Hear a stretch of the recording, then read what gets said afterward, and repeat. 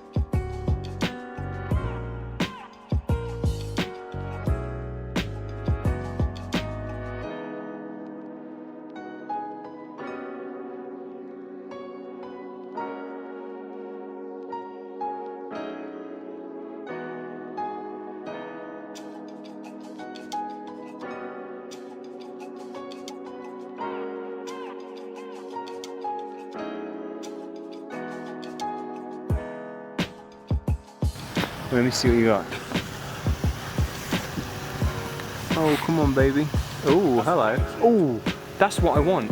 Okay. So the shot Taylor got was the one I was looking for, and he takes me to here, which is where he got his shot, and then I make this shot. Really happy with it, but I want it to be very punchy and vibrant, so I edited it to look like this. And now I'm going to show you how I did that.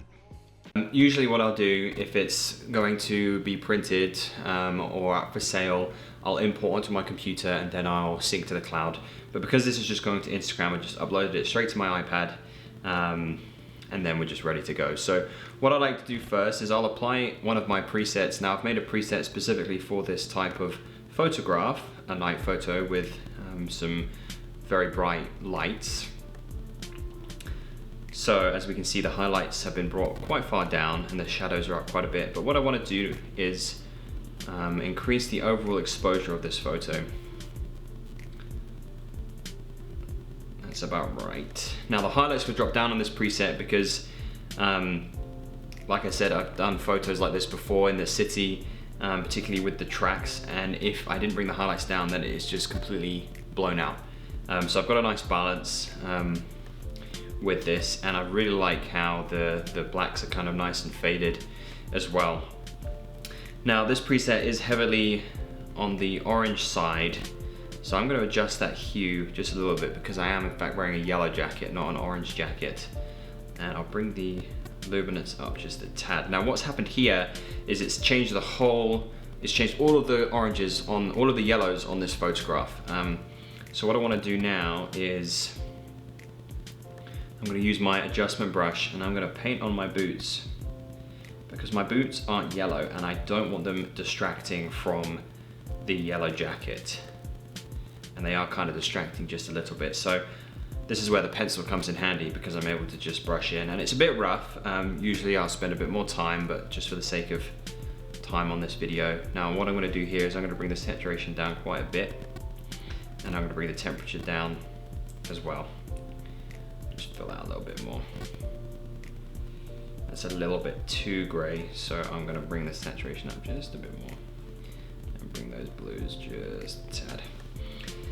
Okay, what I'm going to do next before I forget is adjust the horizon, because I always forget to do that. And as I said, it's going on Instagram. I'm going to leave it as a 4:5 crop. There we go. Now, what I love to do when I have a subject in the photograph is bring up the adjustment brush again, and I will select the whole subject. Now, like I said earlier, this is what I love about using the iPad Pro and using an Apple Pencil, is I'm able to just color in and it just comes naturally. I find it much more easier than using the mouse. Now, like I said, this is just very rough, but I will color in the whole subject.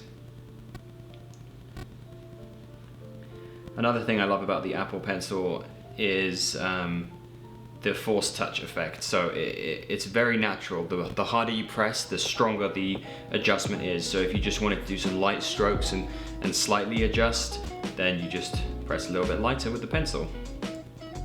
And it helps to have a more natural progression in the changes that you do. So I'm going to zoom out so I get a whole view of what's going on. I'm going to bring the exposure just up a little bit. Like that.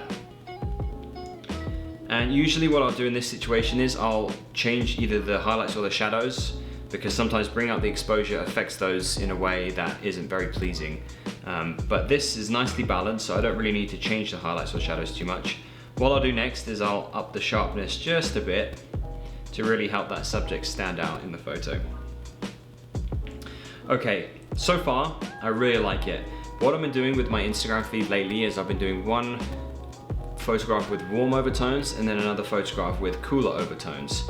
And I've just done a warm photo, so this one is going to be the cooler photograph. So what I want to do here is I'm going to go to Effects, down to Split Toning, and I want to change the majority of the image. So I'm going to go with the highlights because the image is quite bright and it's already on the blue section, but I'm going to just bring the saturation up just a tad. 34. Now we've got a very nice contrast with the yellow jacket that I'm wearing and then the blues on the rest of the image, and that really helps that subject to pop quite a bit more. So there's one more thing that I want to do. I position myself in this location. As we saw, my friend Taylor, he got that amazing shot of the long exposure of the tracks, and I wanted that to be a very strong feature, but on the right hand side that tail end of the tracks was not in the photo as long as on the left hand side. So I have the adjustment brush again, and I'm just going to brush and really get strong part of the brush on the bottom part, and to balance out with that left side, bring the highlights pretty much all the way up, and then the exposure just a bit. That's a little bit too much. Okay, that's at a point where I like it, but the left side needs to be done just a bit now as well, I think. So, like I said, it's a bit rough, and I would spend more time on this when I have more time to spare. Bring the highlights just up a tiny bit to match that on the right. And there we have it. I'm pretty happy with that photo. Got a nice balance with the colors and a nice contrast with the jacket. Yeah. I think that's ready to go. Okay guys, that's it for this video. Thanks for stopping by, and I hope that you learned something from it and could have taken something from it, particularly using Lightroom Mobile to edit. Like I said, that's primarily how I'm doing things right now, particularly on the iPad Pro. Like, it's just changed my workflow and given me a lot more freedom. So if you have any questions or anything, let me know down in the comments. If there's something specific that you want me to talk about in my next video, please let me know as well. Eventually I'll be doing a review of long-term editing on the iPad Pro, so look out for that, as well as the review. I'm using that lens right now, the 15-35. That one will be coming soon as well. So until then, see you later.